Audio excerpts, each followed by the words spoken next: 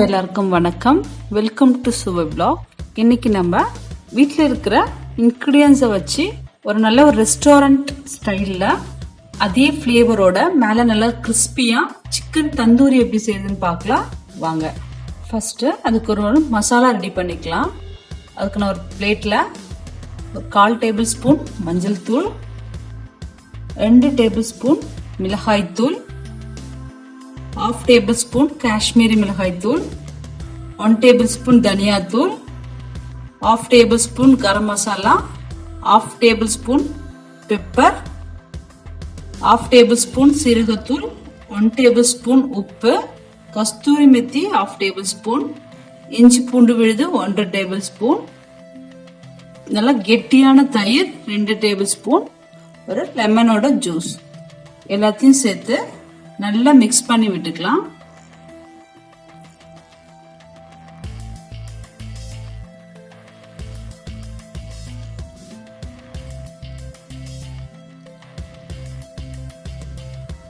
மசாலா எல்லாமே நல்லா மிக்ஸ் ஆகுற அளவுக்கு நல்லா மிக்ஸ் பண்ணி விட்டுக்கலாம். இப்போ எல்லாத்தையும் நான் மிக்ஸ் பண்ணி வச்சுட்டேன்.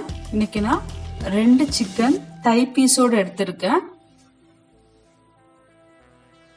சிக்கன் மேலே இருக்கிற ஸ்கின் எல்லாத்தையும் ரிமூவ் பண்ணி அன்வான்ட் திங்ஸ் எல்லாத்தையும் க்ளீன் பண்ணி உப்பு மஞ்சத்தூள் போட்டு மேலே நல்லா ஸ்லிட்ஸ் போட்டிருக்கேன். நிறைய கீரல்கள் போட்டிருக்கேன். நல்லா ஆழமாக போட்டால் நமக்கு மசாலா நல்லா உள்ளே ஊறும். அதனால் அந்த கீரல்கள் எல்லாத்தையுமே நான் ரொம்ப நல்லா ஆழமாக போட்டு வச்சுருக்கேன். இப்போ நம்ம ரெடி பண்ணி வச்சுருக்கிற மசாலாவை சிக்கன் மேலே நல்லா கோட் பண்ணிக்கலாம். எல்லாம் நம்ம போட்டு வச்சுருக்கிற கீரல் உள்ளேயும் நல்லா மசாலா போட்டு கோட் பண்ணிடலாம்.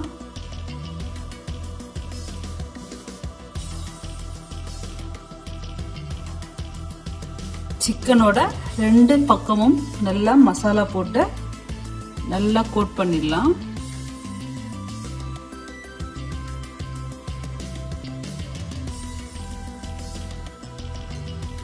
இப்போ நான் கோட் பண்ணி வச்சிருக்கிறேன் சிக்கன் எல்லாத்தையும் ஒரு பவுலுக்கு ட்ரான்ஸ்ஃபர் பண்ணிடுறேன். மீதி இருக்கிற மசாலாவையும் இருக்கிற சிக்கன் மேலே நல்லா கோட் பண்ணி விட்டுடுறேன்.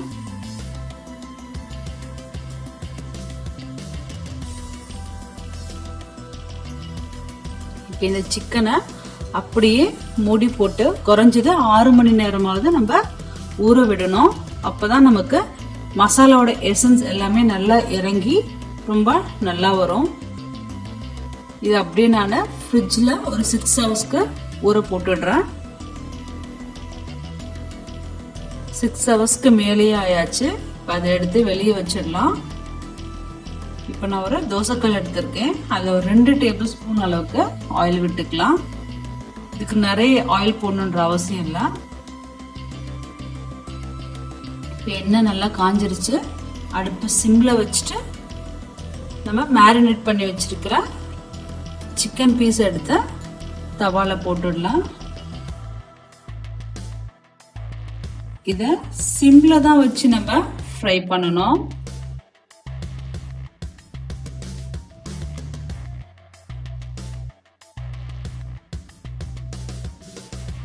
சிக்கன் நல்லா வேகிற அளவுக்கு 5 மினிட்ஸ் கழிச்சு ஒரு பக்கம், திரும்ப 5 மினிட்ஸ் கழிச்சு அடுத்த பக்கம் இப்படி போட்டு நல்லா ஃப்ரை பண்ணி எடுத்துக்கலாம்.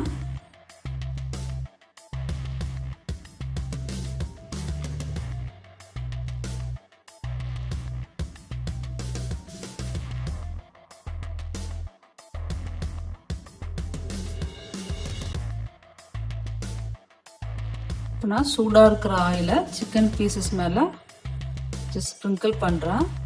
இதுலேயும் கொஞ்சம் சிக்கன் நல்லா வேகும்.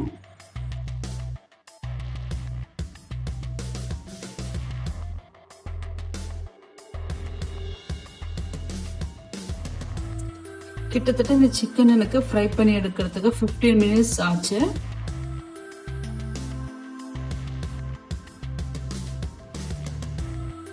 இப்போ சிக்கன் நல்லாவே ஃப்ரை ஆயிடுச்சு. இப்போ இதை நான் ஒரு பிளேட்க்கு ட்ரான்ஸ்ஃபர் பண்ணிடுறேன்.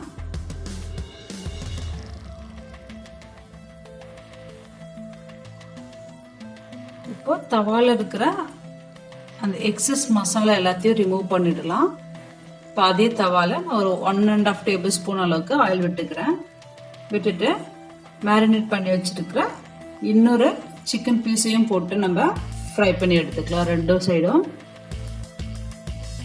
இந்த சிக்கன் பீசஸும் நல்லா ஃப்ரை ஆயிடுச்சு.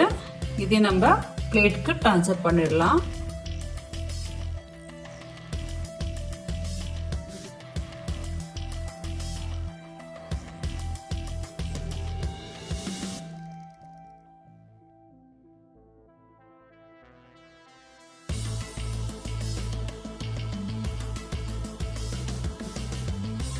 ஒரு பவுல்ல ஃப்ரை பண்ணி வச்சிருக்கிற சிக்கன் பீசஸ் ரெண்டுத்தையும் ட்ரான்ஸ்ஃபர் பண்ணிடலாம்.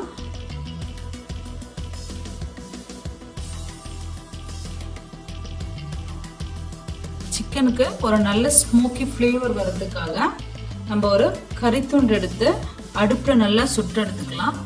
இப்போ நம்ம நல்லா சுட்டு வச்சிருக்கிற அந்த கறித்துண்டை ஒரு சின்ன பவுலில் ட்ரான்ஸ்ஃபர் பண்ணிக்கலாம். அந்த பவுலை அப்படியே நம்ம ஃப்ரை பண்ணி வச்சிருக்கிற சிக்கன் பாத்திரத்துக்குள்ள வச்சிடலாம். வச்சுட்டு அதை நம்ம 2 டேபிள் ஸ்பூன் அளவுக்கு நெய் விட்டுக்கலாம். நெய் விட்டு உடனே இந்த பவுலை ஒரு பிளேட் போட்டு க்ளோஸ் பண்ணி விட்டுடலாம்.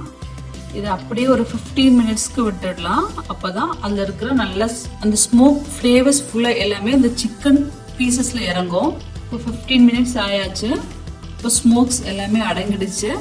இப்போ நம்ம தந்தூரி சிக்கன் எல்லாத்தையும் பிளேட் பண்ண ஆரம்பிச்சிடலாம். இப்போ நான் தந்தூரி சிக்கனை இன்னைக்கு ஆனியனும் லெமனோட சர்வ் பண்ண போறேன். இந்த வீடியோ உங்களுக்கு பிடிச்சிருந்தா லைக் பண்ணி ஷேர் பண்ணி சப்ஸ்கிரைப் பண்ணுங்க. மறக்காம பக்கத்துல இருக்கிற பெல் பட்டன் அழுத்த மறந்துடாதீங்க. தேங்க்ஸ் ஃபார் வாட்சிங்.